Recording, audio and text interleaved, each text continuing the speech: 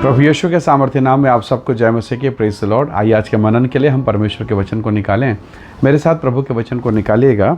भजन संहिता की पुस्तक उसका 31 अध्याय उसका वचन 14 और वचन 15। यहाँ इस प्रकार से लिखा है, परंतु हे यहोवा, मैंने तो तुझी पर भरोसा रखा है। मैंने कहा तू मेरा परमेश्वर है, मेरे दिन तेरे हाथ में हैं, तो मुझे मेरे शत्रुओं और मेरे सताने वालों के हाथ से छुड़ा। Praise the lord, hallelujah. प्रभु के लोगों, प्रभु का दास दाऊद जब वो अभिषेक पाता है, उसके जीवन में एक बहुत परिवर्तन होता है, बहुत क्रांतिकारी परिवर्तन, जिसकी शायद उसने कभी कल्पना नहीं की, कभी सोचा नहीं, कभी विचार नहीं किया, लेकिन उसके जीवन में महान परिवर्तन हुए। प्रभु ने उसे ऊंचा उठाया। और अक्सर आप देखते हैं, जब आप ऊंचा उठोगे, जब प्रभु आपको आशीष देगा, तो कई जलने वाले, चिढ़ने वाले, आपकी उन्नति को जो लोग बर्दाश्त नहीं कर सकते, ऐसे लोग आपके विरोध में खड़े होते हैं। और ये स्वाभाविक है, ये स्वाभाविक है भाई। जहाँ मीठा होगा वहीं तो जहाँ मीठा होगा, जहाँ शक्कर होगा वहीं तो चींटियाँ आएंगी। जब आप ऊंचा उठते हैं तो लोग क्यों जलते हैं? स्वाभाविक प्रक्रिया है। पर इस प्रक्रिया में आपका व्यवहार, आपकी प्रतिक्रिया क्या, आपके सोच और विचार कैसे हैं, ये महत्वपूर्ण है। ये विषय कि आपका व्यवहार कैसा है।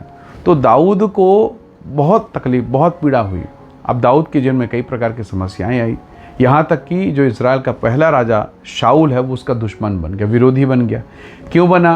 क्योंकि दाऊद का अभिषेक हुआ है इज़राइल में राजा के लिए, राजा बनने के लिए। इज़राइल का दूसरा राजा, तो स्वाभाविक है पहला राजा नफरत करेगा, घृणा करेगा, उसके बच्चे, उसके लोग, कंपटीशन चालू हो गया।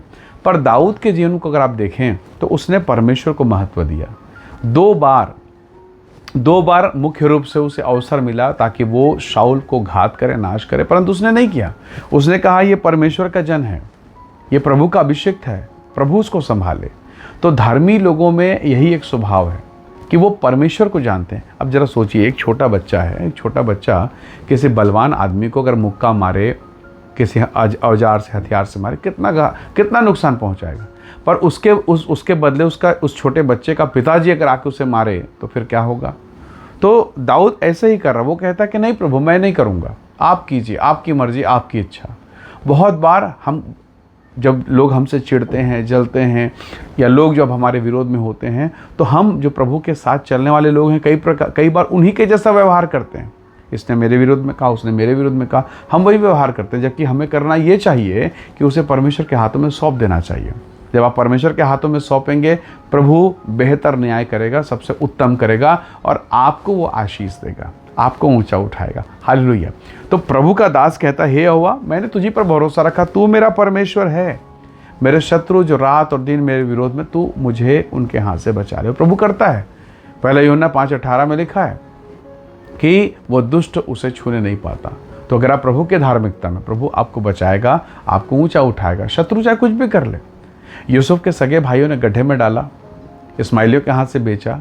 उन लोगों ने सोचा इसका काम तमाम, लेकिन परमेश्वर के साथ था। पोतीपर के घर में वो जेल में डाल दिया गया, फिर भी यहोवा ने उसे ऊंचा उठाया और फिर उसे ले जाकर फिरौन के सिंहासन, मिस्र के सिंहासन, प्रधानमंत्री के सिंहासन में खड़ा कर दिया। तो प्रभु आपको उठा के खड़ा करेगा। इसलिए आपका संबंध परमेश्वर के साथ होना चाहिए। जरा सोचिए, बीज जो है, गेहूं का दाना या अनाज का दाना कहाँ बढ़ेगा? अगर आप मान लीजिए उसे सोने के पिटारे में, सोने के डब्बे में, चांदी के डब्बे में, चांदी के गमले में डालेंगे, बढ़ेगा? नहीं, वो मिट्टी में बढ़ेगा। तो आप भी जो परमेश्वर के जन हैं, जो प्रभु के लोग, हम एक बीज हैं, परमेश्वर से निकले हुए बीज। अगर हम परमेश्वर के पास रहेंगे, हम बढ़ेंगे। यीशु ने कहा तुम मुझसे अलग होकर कुछ नहीं कर सकते। तो हम कोशिश कर रहे हैं, बहुत लोग कोशिश करते हैं कि प्रभु को छोड़, प्रभु को किनारे करके, प्रभु को हटा के सब कोशिश कर रहे हैं। थक गए, हार गए, मन हताश हो गया, कुछ नहीं हो पा रहा, अब फिर परमेश्वर के पास आ रहे हैं। तो बेहतर पहले था कि हम परमेश्वर को लेकर चलते और हम आशीषित होते। दाऊद ने प्रभु को लेकर चला, यूसुफ, जोशुआ प्रभु को लेकर चले, दानियल प्रभु को लेकर चला, पतरस यीशु को लेकर चला, पौलुस यीशु को लेकर चला, और ये सफल हुए। इनकी सेवकाई, इनका घर, इनका परिवार, प्रभु ने कहा एक माँ जो दूध पिलाने वाली माँ तुझे छोड़ देगी, मैं तुझे कभी ना छोड़ूंगा। तो एक महान प्रतिज्ञा करने वाला प्रभु आपके साथ है। कई बार आप निराश होते हैं, कोर्ट कचहरी के मामले, कर्ज के बातों को लेकर, किराए के मकान को लेकर, कई ऐसी बातें हैं जिसे आप पूरा नहीं कर पा रहे हैं, और मन, घर, परिवार सब कुछ तनाव, डिप्रेशन से भरा पड़ा है। पर ऐसी दशा में भी स्वर्ग का प्रभु आपकी सहायता कर सकता है। उसकी ओर देखिए, प्रभु से कि खुदावंद मेरी सहायता कर, और निसंदेह वो सहायता करेगा। जब वो नाले के किनारे अपने दास को पाल पोस सकता है तो क्यों उसने सारपत की विधवा के घर भेजा? निसंदेह वो विधवा प्रार्थना करे, प्रभु हम मर जाएंगे, मेरा ये बेटा मर जाएगा। परमेश्वर ने अपने दास एलिया को उठा के उसके घर में भेज दिया ताकि वो 3.5 साल तक उस महामारी, उस भयंकर अकाल में जिंदा रहे। हालेलुया। तो प्रभु दया करेगा, आपकी भी प्रार्थना को वो अपने समय पर सुनेगा। प्रार्थना बंद मत कीजिए, प्रभु के साथ लगे रहिए। इज़राइल का प्रभु आपको आशीष देगा और आप कहेंगे सच में मैंने जब भरोसा किया प्रभु ने मुझ पर दया को प्रकट किया। बाइबल कहती है जितनों ने उसकी ओर दृष्टि की, जितनों ने उसकी ओर अपनी आँखों को लगाया, उनका मुँह कभी काला होने ना पाया। वही प्रभु आपको आशीष देगा।